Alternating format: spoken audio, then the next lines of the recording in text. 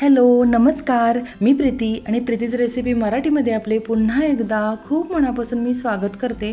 तर उपवास म्हटला की खिचडी आलीच. तर नेहमी त्याच पद्धतीची जर खिचडी करून कंटाळला असेल तर कधीतरी अशा वेगळ्या पद्धतीची खिचडी तुम्ही देखील नक्की ट्राय करा.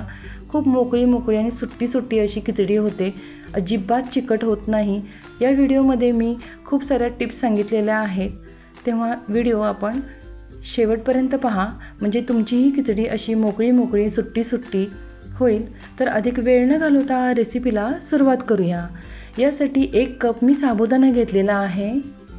हे पहा, 1 कप हा साबुदाणा आहे. एका बाउलमध्ये हा साबुदाणा आता काढून घेते आणि आपल्याला हा भिजवून घ्यायचा आहे. 2 ते 3 पाण्याने मी व्यवस्थित हा आधी धुवून घेतलेला आहे आणि व्यवस्थित हा आता धुवून घेते. यातलं पाणी आता काढून घेते.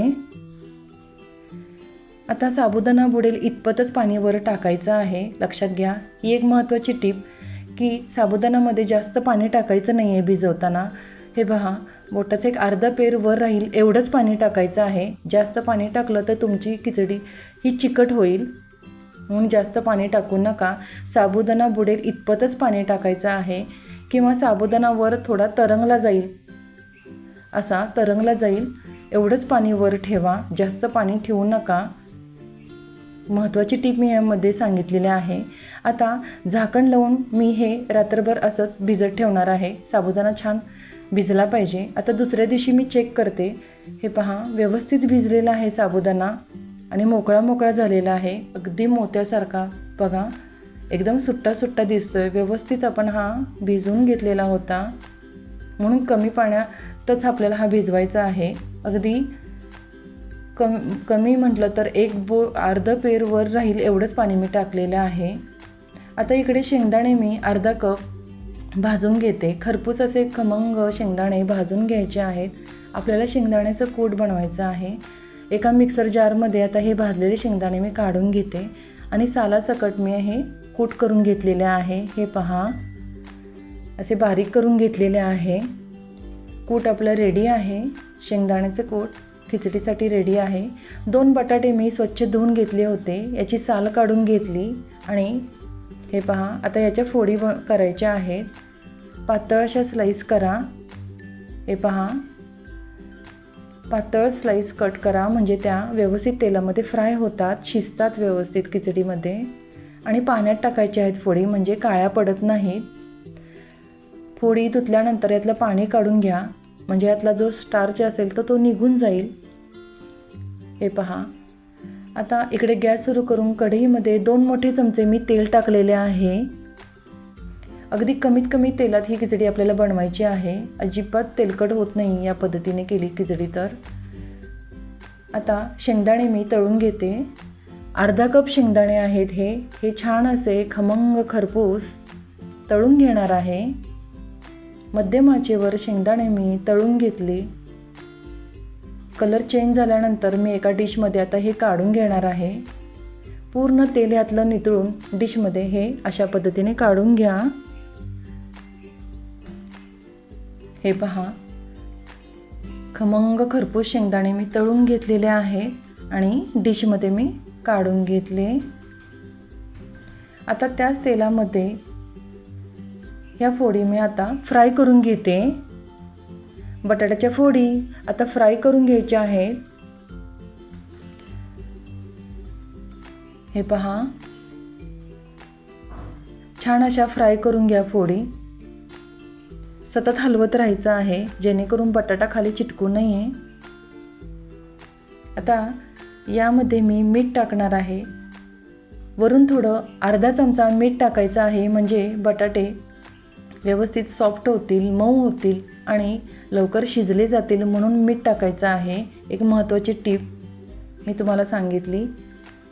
मिठामुळे लवकर बटाटे शिजतात. हे पहा, आणि सॉफ्ट देखील होतात. मध्यम आचेवर फ्राय करून घ्यायचे आहेत. आता झाकण लावून घेते आणि 2 ते 3 मिनटं मी हा बटाटा फ्राय करून घेतलेला आहे. छान शिजलेला आहे, पाहू शकता. हे पहा, कलर चेंज होईपर्यंत मी आधी बटाटा हा छान तेलामध्ये फ्राय करून घेतला.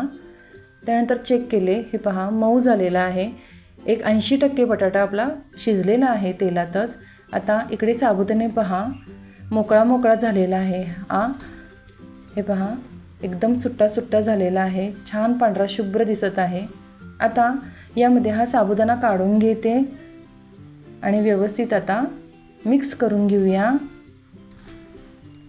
शेंगदाण्याचे कूट मी वरून टाकलेले आहे. पाऊण कप मी शेंगदाण्याचे कूट वरून टाकलेले आहे आणि मिक्स करून घेते. खालून वर व्यवस्थित असे मिक्स करून घ्यायचं आहे. सतत हलवत राहायचं आहे जेणेकरून खाली चिटकू नये, खिचडी लागू नये खाली, म्हणून सतत हलवत राहायचं आहे. एक महत्त्वाची टीप.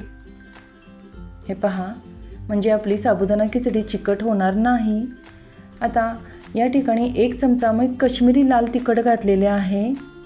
जे उपवासाला चालतं तेच तिखट टाकलेले आहे आणि अर्धा चमचा मी मीठ टाकलेले आहे. बटाटे फ्राय करताना देखील अर्धा चमचा मी मीठ टाकले होते, त्यामुळे आत्ता अर्धा चमचा मी मीठ टाकलेले आहे आणि व्यवस्थित मिसळून घेते. खालून वर असं एकसारखं हलवून घ्यायचं आहे. व्यवस्थित मिक्स करून घ्यायचं आहे. हे पहा सतत हलवत राहायचं आहे, लक्षात घ्या. व्यवस्थित मिक्स करून घेतले. आता 1 चमचा मी साखर टाकलेली आहे. साखरेने देखील तिखट गोड अशा चवीची मस्त खिचडी होते, खूप टेस्टी होते. तुम्ही नक्की साखर टाका, खूप टेस्टी होईल तुमची खिचडी.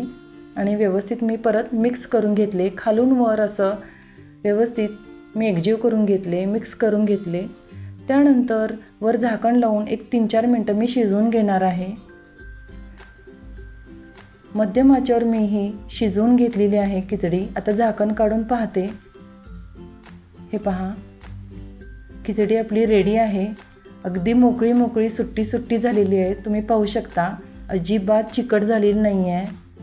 तुम्ही ह्या टिप्स नक्की फॉलो करा. तुमची खिचडी अजिबात चुकणार नाही याची गॅरंटी देते. हे पहा 1 आणि 1 साबुदाणा असा मोकळा मोकळा झालेला आहे. कुठेच लगदा दिसत नाही आहे, तुम्हाला पाहू शकता. तर उपवासाची खिचडी या ठिकाणी रेडी आहे.